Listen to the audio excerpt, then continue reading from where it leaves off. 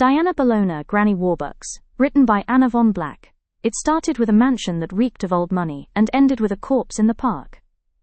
My name is Diana Bellona. I hunt the wicked. My detective with the Rh0 blood type asked me to meet him at a private residence for the first time. It was a Gilded Age home that stunk of generational wealth. I stood at the door, expecting a snobbish aristocrat, but was greeted by a little old lady in what looked like the same cashmere cardigan she'd worn for 30 years. The worst kind of rich, stingy penny pinchers with all the money in the world. She insisted the detective sit beside her on the love seat, as if he could protect her.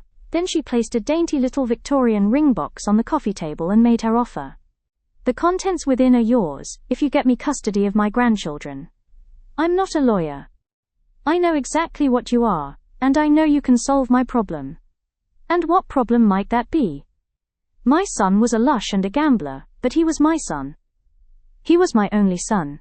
That child is all I have left. And my daughter-in-law is killing him slowly to get her hands on my son's trust. That cannot happen. She must be stopped. The detective explained that the daughter-in-law had thrown the toddler down the stairs during an argument, and blamed the grandmother. Now the old woman wasn't allowed to see the boy, despite having documented the abuse for over 2 years. She starves him, slowly, to make him weak and accident-prone. He was hospitalized this year after a school injury, and as soon as he was discharged, it started all over again. I know where she goes, I know what she does. I'll give you the times, the details. I just need to know that she will never harm my grandson again. I couldn't protect my son, but I will stop her. Now, open it. And give me your answer. She was a strange mix of entitled and desperate. And I knew she was telling the truth. I also knew she was disgusted that, even with her wealth and privilege, she was helpless. So I opened the box, a 13-carat emerald surrounded by a 5-carat diamond halo. $500,000 I could slip into my pocket, and no one would be the wiser. But I still needed more. This is a good start, but I'd like that over there too. I pointed to the Fabergé egg in the curio cabinet. The ring is a deposit. You may collect the egg when my grandson is sleeping safely under this roof. She didn't hesitate. $7 million, and she didn't blink. That's how I knew she was serious. A good mother would sell herself to keep her children safe. I pocketed the box and arranged to pick up her daughter-in-law's schedule from the detective another night, at a different location. A girl's gotta eat.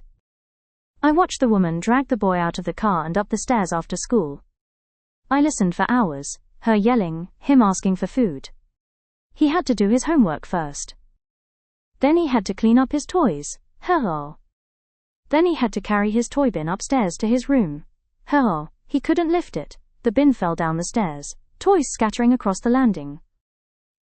She screamed, "But I'm hungry, Mummy." "No dinner for bad boys. Go to bed." He picked them up, he went to bed, and cried himself to sleep. That night, she went for her nightly jog. No dinner. She cut through the park, breathing steady. No guilt, no remorse, no dinner. Some women should never be allowed to give birth. No dinner. So I snatched her up, dragged her into the bushes, and fed. Talk of balajna. I tore through flesh and bone. Bled her dry. Left her so ravaged she looked like she'd been attacked by a pack of starving pit bulls. Niloko.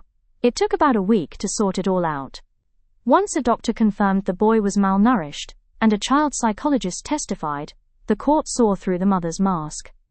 Records showed she'd already been researching how the trust would transfer to her in the event of the child's untimely death. When the dust settled, Granny got custody. And I paid her a visit. Kenem Jager? She opened the door looking 10 years younger, almost happy. I heard the boy laughing inside. She didn't speak. Just gestured for me to wait. The house smelled like cookies. Granny Warbucks returned with the Fabergé egg in one hand and a card in the other. Should you ever need anything, Ms. Bellona, don't hesitate to call that number. Like it or not, you're part of this family now. And we go to great lengths to take care of our own. I held up the egg. I can take care of myself rather well with this. For all the things money can buy, there are still some things only friendship can remedy. Should you call that number, even long after I'm gone, someone will be on the other end. A friend, in your time of need. I will see to that. Granny got her boy bag. And this vampire walked away with a $7 million payday, and another aristocrat with friends in high places in my debt. My name is Diana Bellona. I've hunted the wicked for 1,000 years. Hunting the wicked is my business, and business is good.